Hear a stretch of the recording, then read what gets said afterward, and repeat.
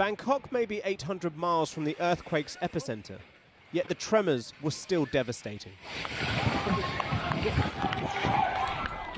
This building was under construction. The whole building collapsed.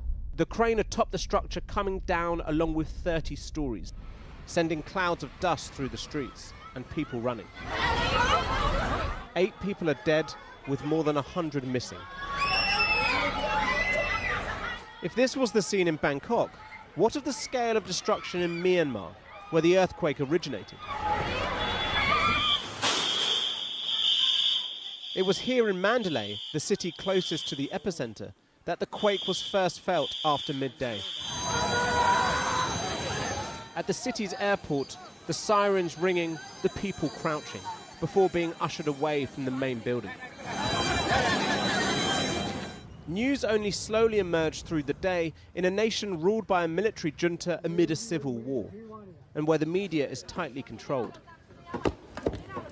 As state-run TV announced a state of emergency in multiple regions, they initially offered only images of broken glass and smashed pots. Yet this was an earthquake similar in strength to the Turkish one in 2023 that killed tens of thousands. And so these are the scenes that tell a clearer story. In Naypyidaw, a woman and child lay trapped, their cries broken by the slow work of a chisel. In Mandalay, the bridge that once spanned the Irrawaddy River now runs into the water below. Elsewhere in the city, Buddhist monks looked on in shock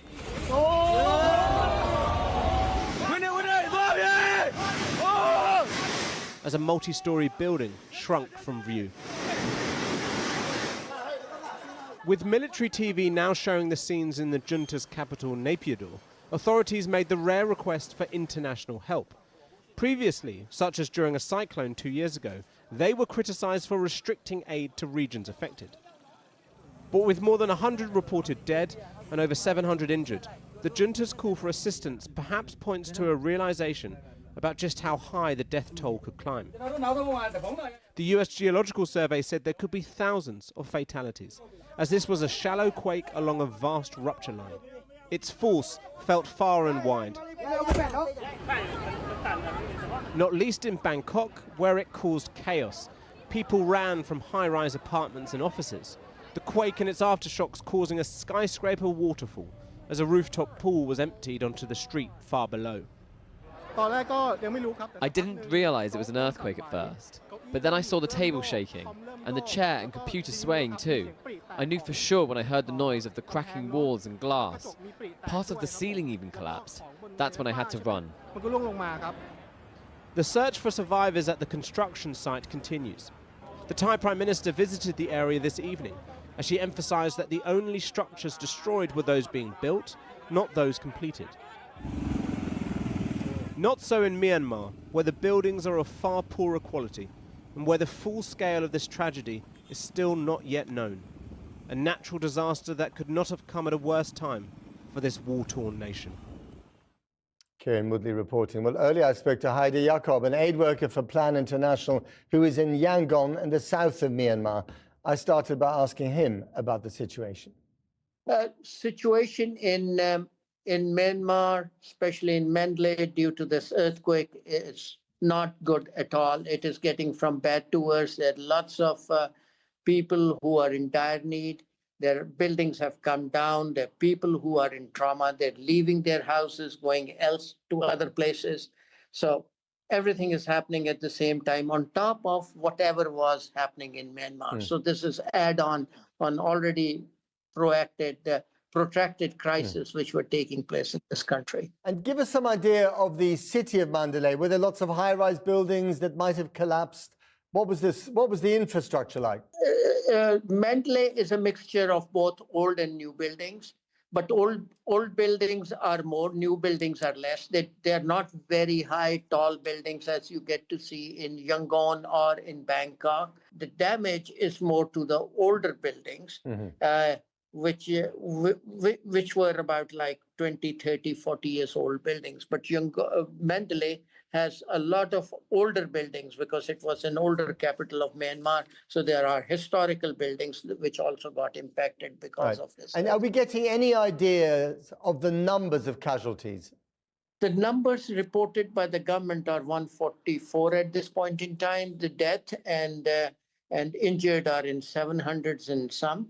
So, but these are very conservative numbers. These are the ones which I think the bodies have been identified and they know that these deaths have taken place.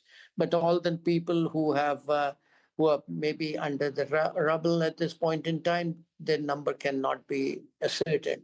Hopefully tomorrow we'll have a better information about it. We don't feel that the numbers will stay at this. They are likely to grow because what we get to hear from my colleagues who are in Mandalay, that there are lots of people who got killed because they were in prayer at that time and the mosque roof fell on top of them. So I don't know that is included in this or they are not. So there's lot of ifs and buts in this time. The communication between Myanmar and Mandalay is not working well. In fact, it's not working at all. We tried to get in touch with our contact persons in Naypyidaw. We could not get in touch with them. We'll try to make contact with them tomorrow as well.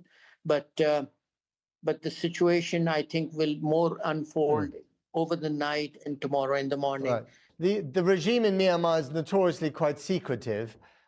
Do you get the impression that they are coping with this crisis? Because they've also issued, rather unusually, a call for international help, haven't they? This particular time, they've been more proactive. The last time when it happened, they asked, okay, if you want to help, give it to us and we will go and help. This time, we don't know what would be the modalities. We would find out the modalities, how they would want to respond to these crises. But I'm hopeful that because the magnitude of problem and the geography is much larger than the last time, so they will be more open. Haider Yaqub, thank you very much indeed. Thank you very much. Thank you for this opportunity. Bye-bye.